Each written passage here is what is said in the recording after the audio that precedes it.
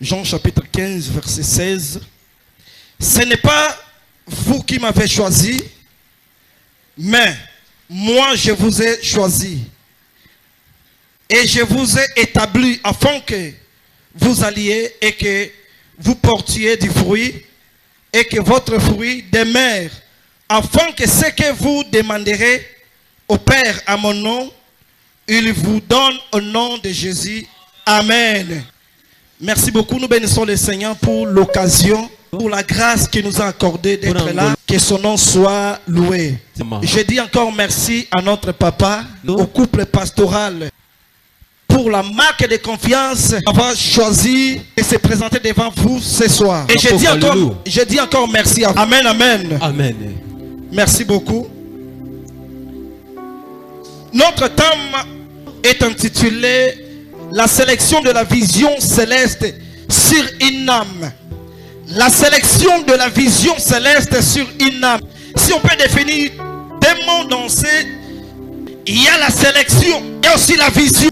Rapidement, on peut définir la sélection. La sélection, c'est l'action de choisir ou les résultats de ces choix. Alors que la vision, c'est la capacité de voir ou encore la perception en esprit ou par les yeux du corps d'une réalité surnaturelle. Alléluia. Amen. La sélection de la vision céleste dépend de Dieu. Quand on parle de la sélection de la vision céleste, ça dépend seulement de Dieu. C'est-à-dire c'est Dieu qui fait son choix. Alors que quand Dieu fait son choix, il n'y a personne qui peut intercaler. Lorsque Dieu fait son choix dans la vie d'une personne, il n'y a personne qui peut intercaler. J'aimerais te dire ce soir que toi tu es sélectionné par Dieu. Ton amen ne me combat pas. Je te dis que tu es sélectionné par Dieu. Pour être là ce soir, tu as été sélectionné par Dieu. Mais lorsque Dieu te choisit, il n'y a personne qui peut boycotter cela. Il n'y a personne qui peut refuser cela. Quand Dieu décide pour te sélectionner, peu importe ton état, peu importe ton niveau, Dieu peut te sélectionner de la manière où il fait. Est-ce que tu peux acclamer Jésus? Tu peux acclamer Jésus. Alors il y a encore ce qu'on appelle la vision. La vision, c'est-à-dire la manière dont Dieu voit les choses. La manière dont Dieu regarde les choses.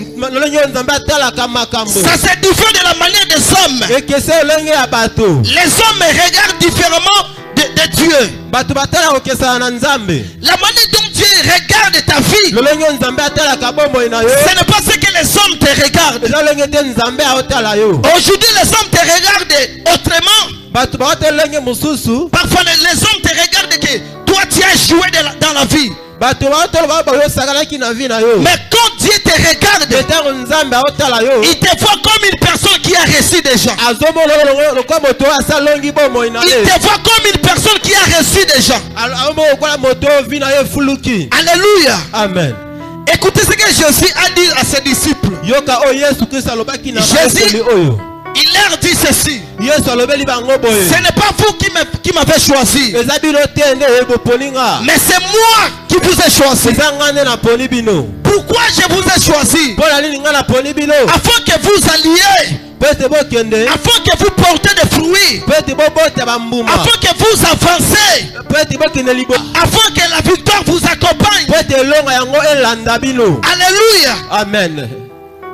Cela veut dire que quand les hommes te regardent, les hommes peuvent dire que non dans sa vie. Il n'y a aucune chose de l'importance qui peut sortir. Mais la manière dont Dieu te regarde est différemment de celle des hommes. Alléluia. Amen. Alléluia. Amen. Dans la vision, on peut tout simplement parler de deux dimensions de la vision. Parce qu'il y a la vision céleste, il y a aussi la vision du monde. C'est ce que je viens de dire là. Quand le monde te regarde, le monde a la manière de définir ta vie. Les hommes de ce monde ont la manière de définir ta vie. Alors la définition que Dieu a pour ta vie, ce n'est pas ce que les hommes durent. Alléluia. Amen. Alors la vision du monde, c'est la façon d'interpréter l'ensemble de l'expérience humaine. C'est-à-dire quoi? Je peux te voir comme ça, comme mon frère ici. Je peux le voir. Et du coup, je regarde à sa vie. Cet homme,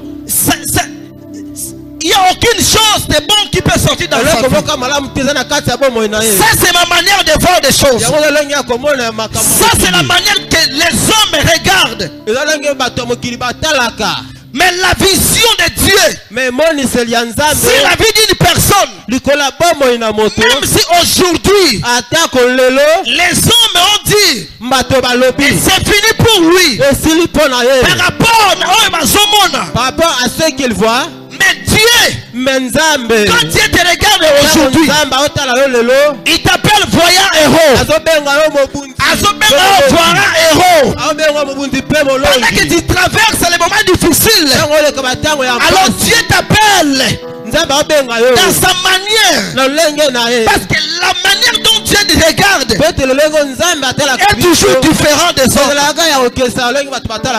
Alléluia. Amen. Alors dans la Bible, il y a 3 personnes qu'on peut les étudier aujourd'hui, que Dieu les a choisis. Peu importe leur famille, peu importe leur provenance, mais l'Éternel les a choisis. La première personne, c'est Josué. Si nous lisons dans Josué chapitre 1 verset 1 à 5, et nous allons voir comment Dieu a choisi Josué. La Bible dit dans Josué chapitre 1 verset 1 à 5, la Bible dit, après la mort de Moïse, serviteur de l'Éternel, l'Éternel a dit à Josué, serviteur de Moïse. C'est-à-dire il y a la différence entre Josué et Moïse. Moïse était serviteur de l'Éternel. Mais Josué, il était serviteur de Moïse. C'est ça la différence. Alors après la mort de Moïse, Dieu a choisi Josué. Moi j'aime des mots de parole. J'aime des paroles que l'Éternel a prononcées sur la vie de Moïse. Écoutez ce que Dieu a dit à Josué. Après avoir choisi Josué, il dit à Josué, tout lieu qui foulera la plante de ton pied, je te le donne.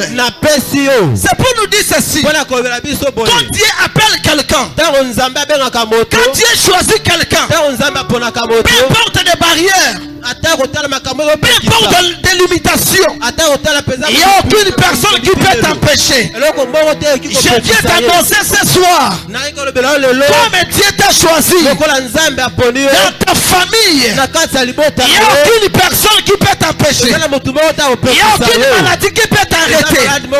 Il n'y a aucune chose qui peut t'arrêter. Alléluia. Amen, amen. Parce que c'est Dieu qui t'a choisi selon sa vision. Alléluia. Amen. Josué, il était serviteur de Moïse. Alors Moïse était serviteur de l'Éternel. Mais quand le temps est arrivé, au lieu que Josué demeure serviteur de l'homme, mais du coup Josué est devenu serviteur de l'Éternel. Bien aimé, c'est possible que ta vie change. C'est possible que ta vie change. Et cela ne dépend pas des hommes. Ne dépend pas de ta femme. Ne dépend pas de ta famille. Mais ça dépend de Dieu. Parce que c'est Dieu qui a décidé. Parce que c'est Dieu qui t'a choisi.